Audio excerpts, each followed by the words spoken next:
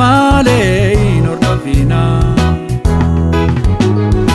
Ifa Gooftaa Yesuus itti jiraanna.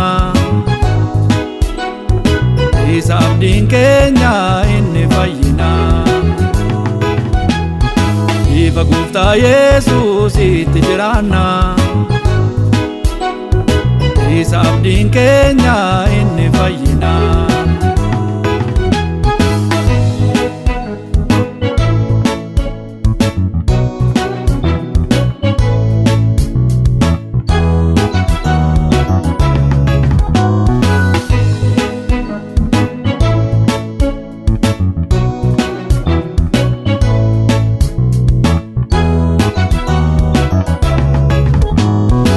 Ija kan hin qabne hojii dukkanaa,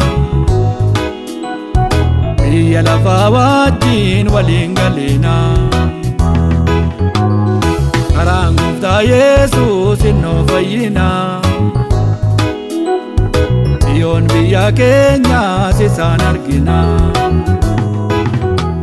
Hojii dukkanaa wajjin tokko hin ta'ina. Ifadha malee hin hordofina. Ifa Gooftaa Yesuus itti jiraanna. Isa abdiin keenya inni fayyina. Ifa Gooftaa Yesuus itti jiraanna. Isa abdiin keenya inni fayyina.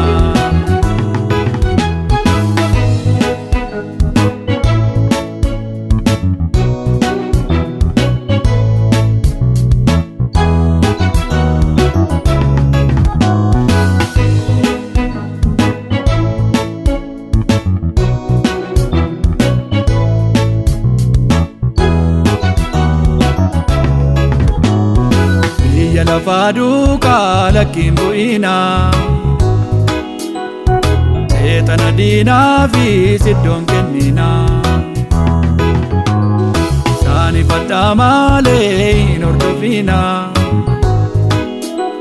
Dubbii Gooftaa hubadhaa isa fayyina.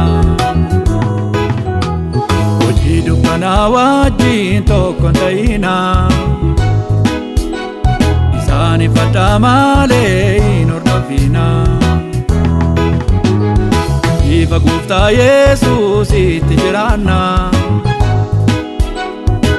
Isa abdiin keenya inni fayyina.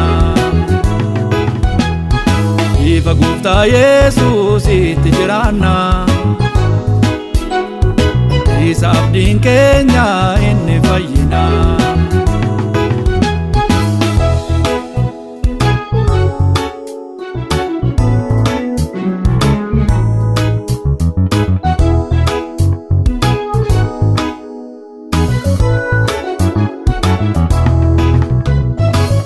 Walitti qabu ifni dukkanni. Kan Gooftaa Yesuus karaa dhugaani. Ifni isaa jireenya kan Gooftaa keenya. Isaanitti gaalla biyya abdii keenya. Hojii dukkanaa wajjin tokko hin ta'ina. Isaan ifadha malee hin hordofina. Ifa Gooftaa Yesuus itti jiraanna. Isa abdiin keenya inni fayyina. Ifa Gooftaa Yesuus itti jiraanna. Isa abdiin keenya inni fayyina.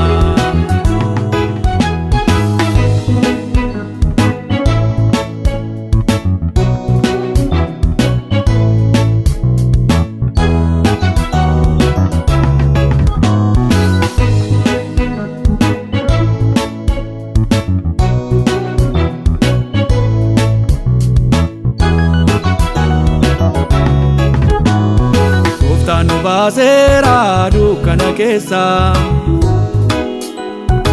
Ifni isaas nu baay'ee inni jireenya. Isa nu fayyise hunduma keenya.